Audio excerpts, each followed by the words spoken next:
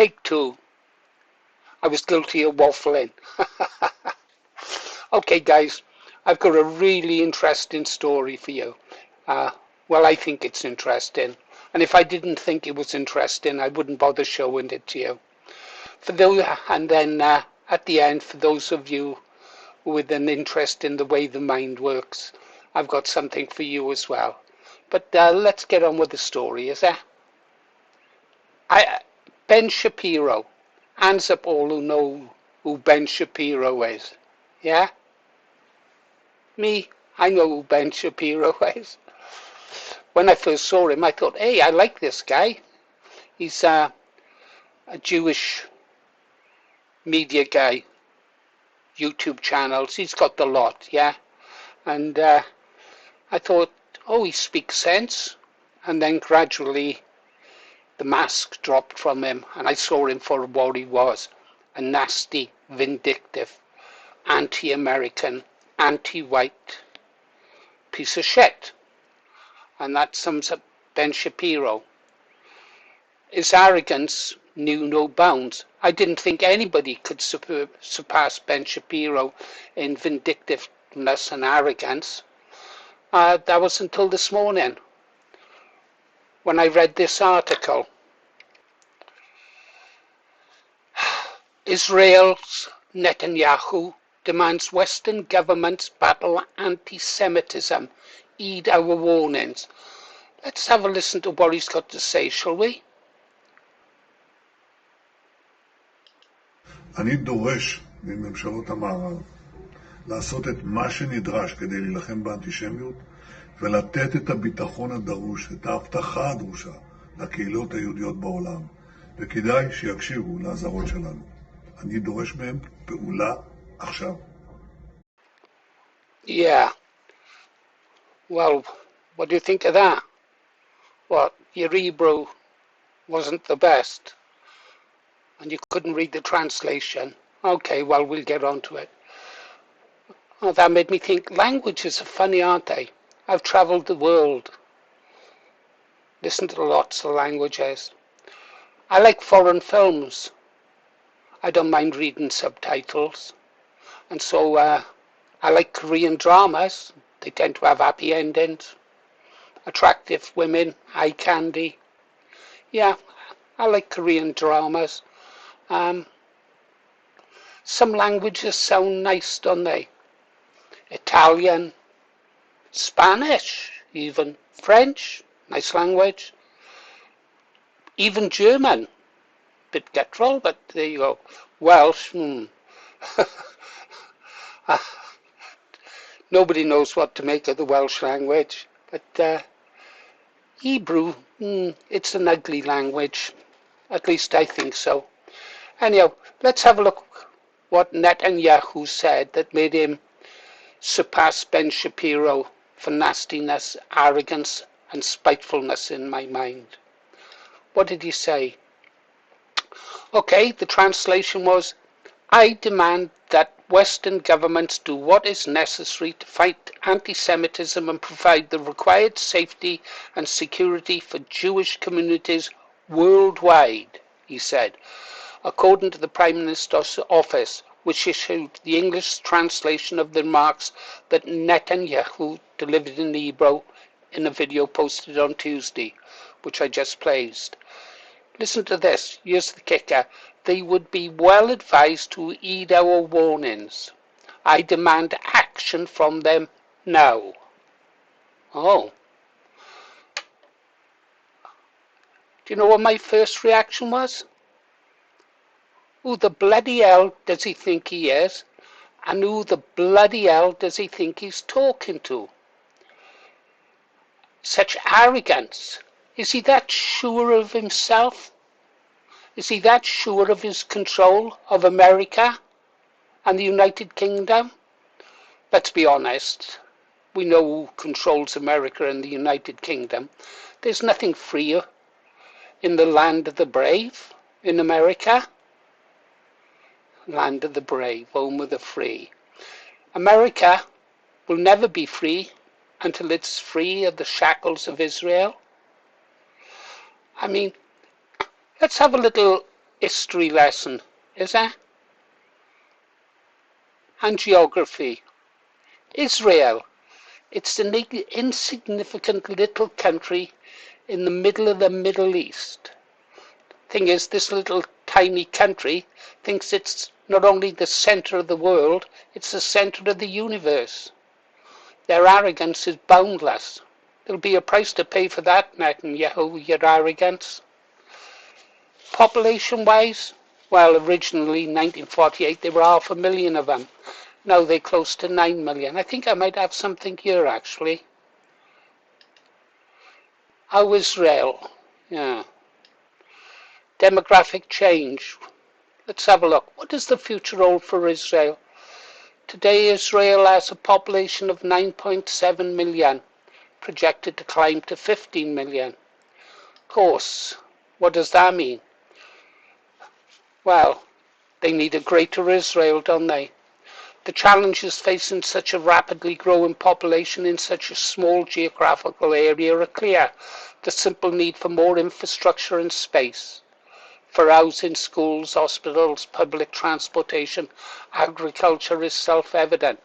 That sounds familiar, doesn't it? I seem to remember another time in history when was it called Lebensraum? Living space? It was another country that said they needed living space. Well, how is Israel going to get this living space?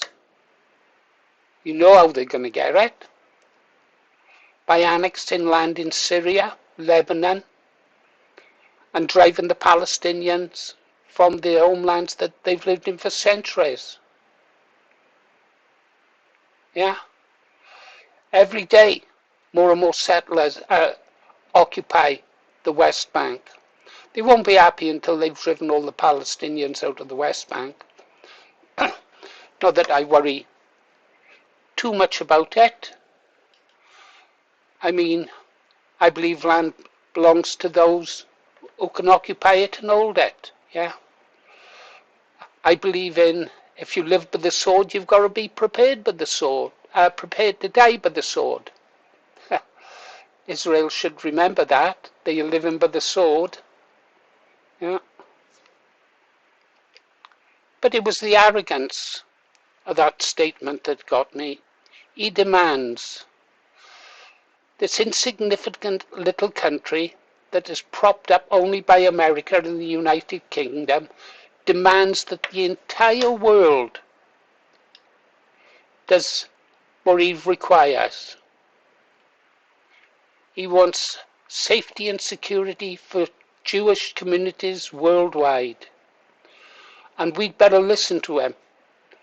They would be well advised to heed our warnings. I demand action from them now. He demands action from the entire world. Israel hasn't got many friends in the world. They might think they have when they use countries like America to influence Morocco to recognize them. But they're not really friends of Israel. They can see what Israel is doing. Yeah, they know what Israel's plans are. Those are not real friends. They oppressed men. You know, if Israel was a person, it would be this person I'm about to show you now. This person you're about to see, one of the most odious creatures on the internet. His name is Jack Doherty. I think that's how you pronounce it. Have a look at him, because he behaves the way that Israel behaves as a nation. Here's Jack. Let's see what he does. Go.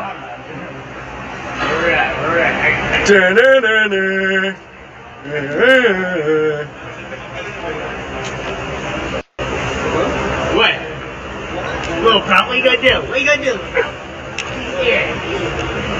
Yeah. Go.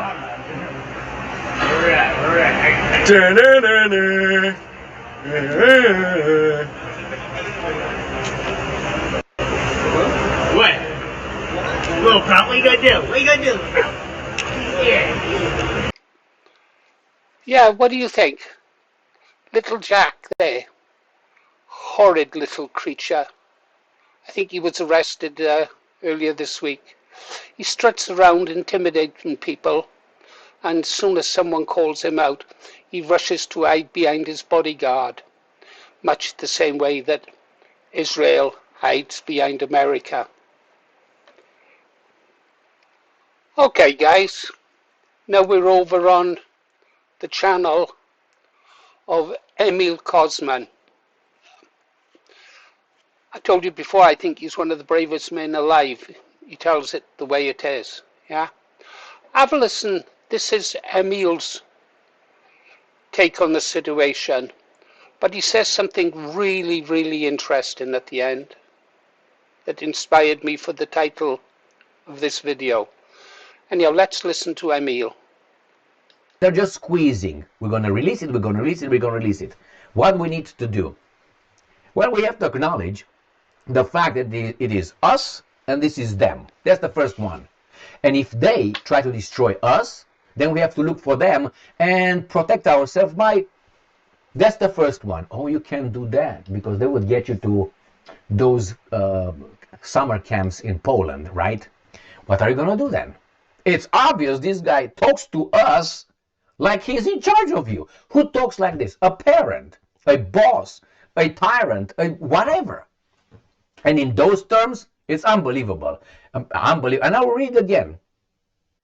He makes out of it a global thing. We don't care. Understand that, Netanyahu? We don't care. Well, he cares. That's good. And he's going to make our politicians care very much about their problems. I demand that Western governments do what is necessary. What is necessary? A JFK, if not? To fight whatever they call this and provide the required safety. Required. So the Western governments do the necessary thing to what's required to provide safety and security for this particular community worldwide. All right?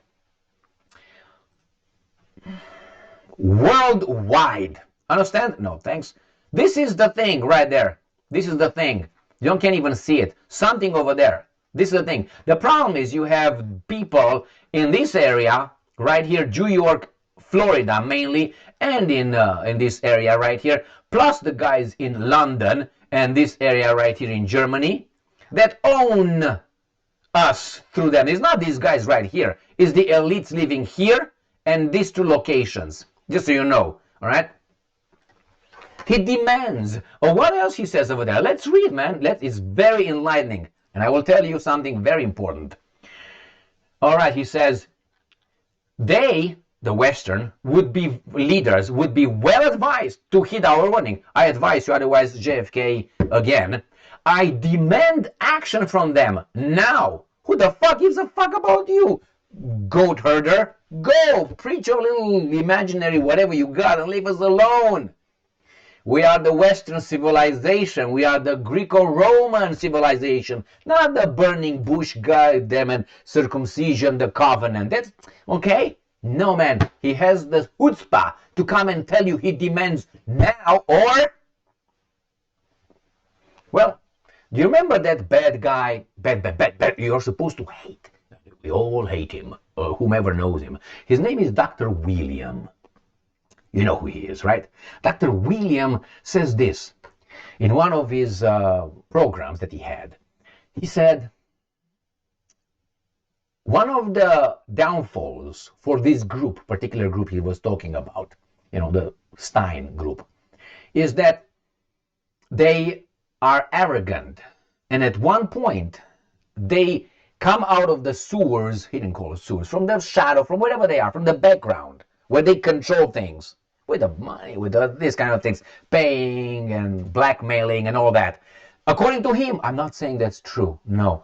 Oh, no, that's despicable talk over there, okay? So he says, they don't have enough to tell themselves, we own the king. Why? We give him the money. We are the bankers. We are his guys. We own it. They don't have enough. They want, with their arrogance, to come outside in public and say, we do that to you. By that Trump tool right there. They've done this over and over. And then what happened? According to William Pierce, the There you go. The guy, the bad guy, Dr. William Pierce. Those guys pick their forks and pitchforks, not the forks, pitchforks and their torches, and they go and get these guys out. And then after a while, the king gets them back because they give him money again to usury and so on. So this is the cycle. And we are at the cycle when they come and tell you straight, we own you. I demand your action now. I warn you. Wow. As you as an American, don't you feel insulted by that? Where is your ego? Don't you respect yourself? This goat herder coming and telling you that? Clearly in your face. He must be feeling so certain, so secured in his position with our leaders that he can say that. What are you going to do? Are you going to demand? Trump is going to be all over it. He's going to, yes, sir. And let's say you have some spontaneous demonstration.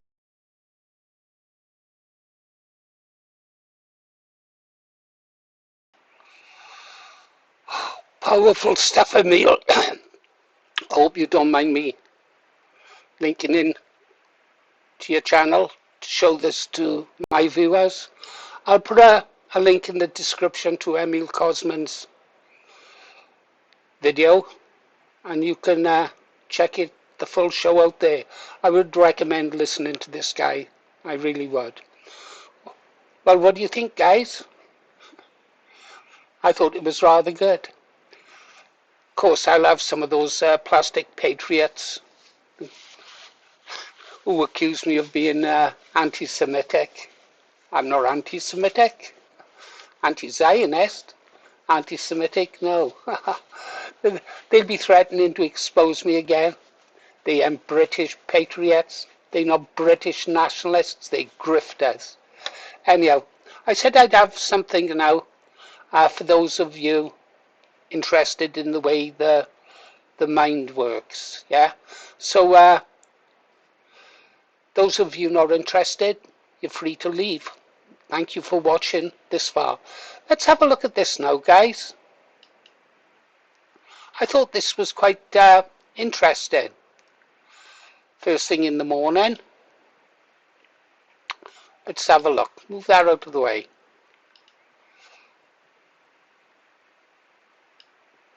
Sam, I have an interesting one for you. Ready? Always ready, Paul. I'm not going to read it all, guys. Just bits, because you can scroll through quicker. Always ready, Paul. You know me. Curiosity switch permanently on. What have you got? And here was the problem I had this morning. Well, Sam, I awoke at 04:06 exactly. This is important. It was a bit too early to rise, so I thought about what video to make later on. I finally settled on a subject, thought about what I needed to do, thumbnail, description, etc., rehearsed my narration in my head and switching sentences to fit. Finally, I decided on the style and checked my watch again. It was now 04:22. I thought, how could that be? All the mental work I had done and speech narration must have took much longer than that. What was happening? I was thinking about this video, guys. Yeah? And I was just surprised because I didn't want to get up until 5. I'm up early most mornings, go to bed at about 12, maybe watch the news until 1, and then wake up at about 5.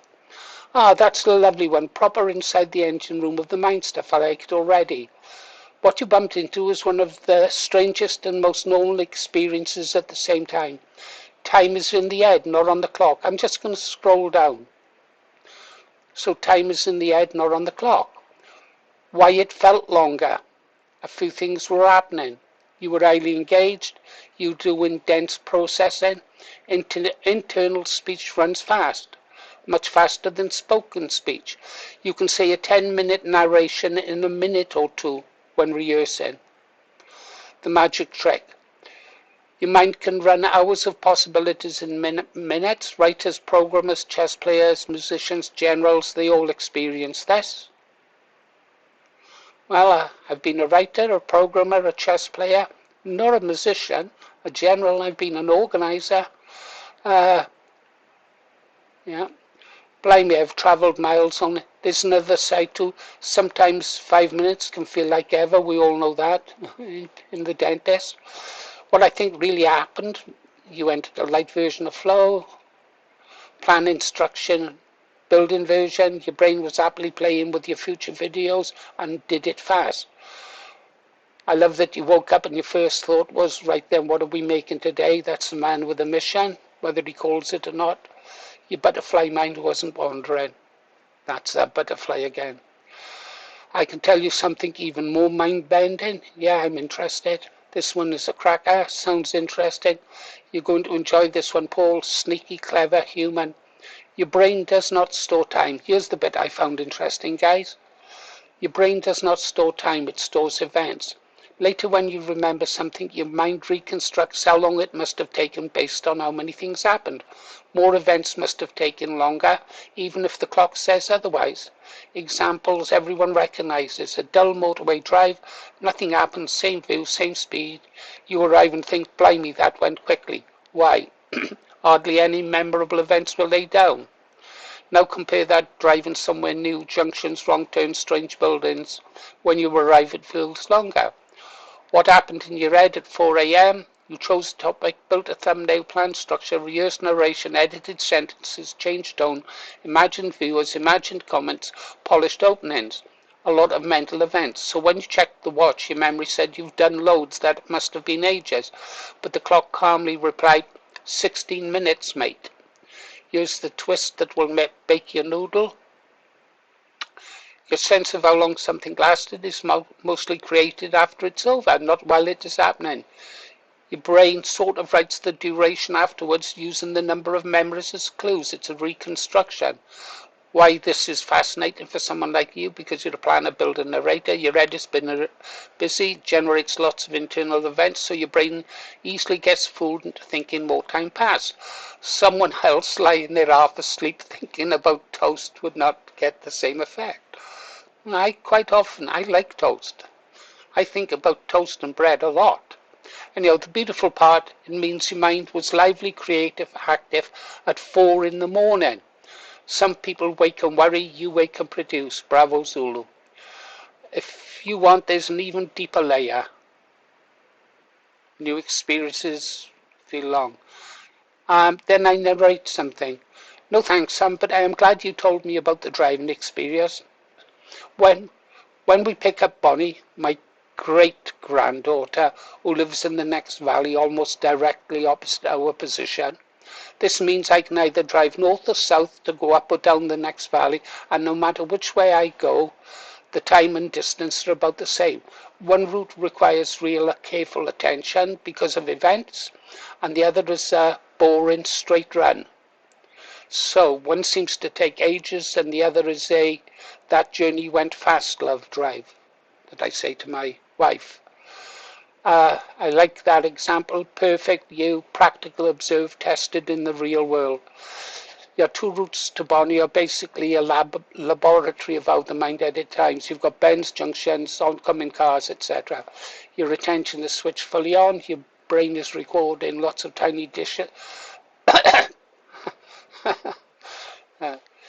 We did a lot. That must have taken a while. The straight run, easy brain. Your mind can drift a bit. You can think about Bonnie, will say. Maybe you chat with Angela. When you arrive, the brain says we were hardly doing anything. What I liked about your story, you didn't read this somewhere, you noticed it. People watch blah. There's something rather lovely tucked. Both roads lead to Bonnie. One gives you mental effort. The other gives you mental breathing space.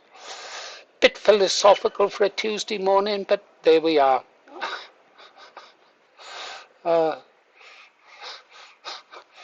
If you ever wanted, you could build a cracking little story or video around this idea. How about the brain lies about time you told through your 2 valleys? Very relatable. We will do, Sam, but now it's 0514 and time for another coffee before we start. Great start to the day, thank you, Sam. Perfect start to the day. Quiet house, mind already warmed up, ideas taken over nicely. I like how your mornings go from tiny observation to how the mind works to maybe that's a video one day. Creative muscle, stay in limbo, enjoy that coffee, you've earned it. You were on shift at 0406 after all. I'll be right here when you're ready to roll. Oh, Bravo Zulu Early Watch. Time now 0620. I don't know if you found that interesting. Well, tell me in the comments, guys. Channel's doing okay? Any other news? I haven't really checked it. I just wanted to get this video out. What did you think? Was Netanyahu being arrogant?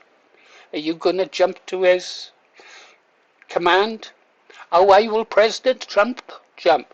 Because if I recollect correctly, one second, there's always something.